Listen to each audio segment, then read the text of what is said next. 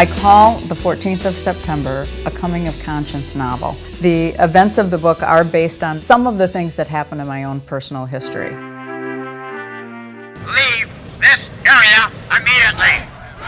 There was a time right after Kent State that something happened where it was the first time that I ever felt like I was a coward. And the reason that I felt like I was a coward is because I was a girl.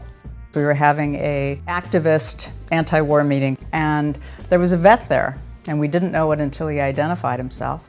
And the people that were running the meeting, suddenly, as soon as they found out that, they all went after him. And I kept thinking, I have to say something. No one else is saying anything. I kept thinking, they're not going to listen to me because I'm a girl. And just as I was ready to talk myself into finally doing it, the vet just turned around and walked out. The role of women back in that day. I felt like that was a story that had not been told. The women felt a tremendous responsibility because you could see what was going on, you felt what was going on, but you weren't going to be the one whose life was on the line.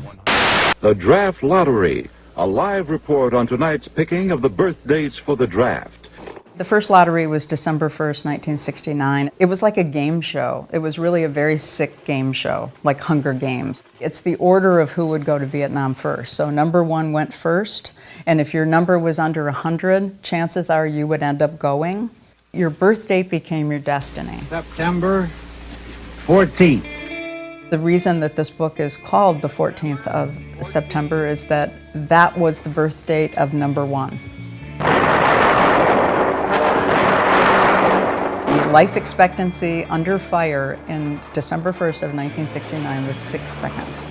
So everyone felt like if they were number 1, they were dead.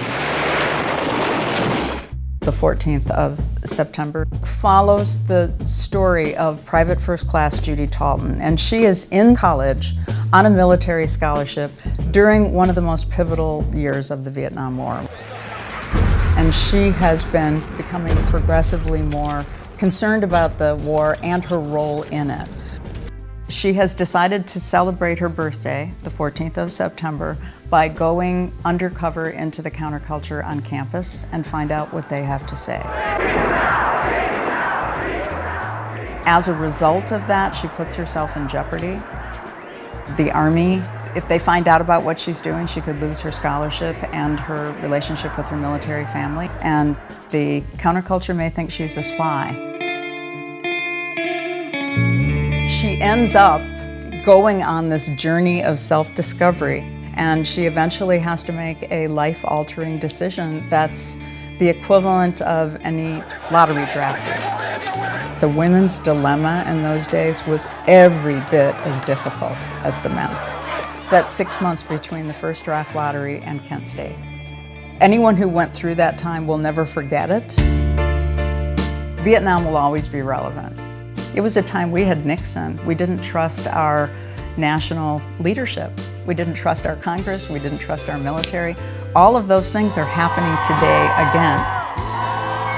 It's perennial, whether it's 2018 or it's 1969. The goal of the book would be for older generations in general to say, at last.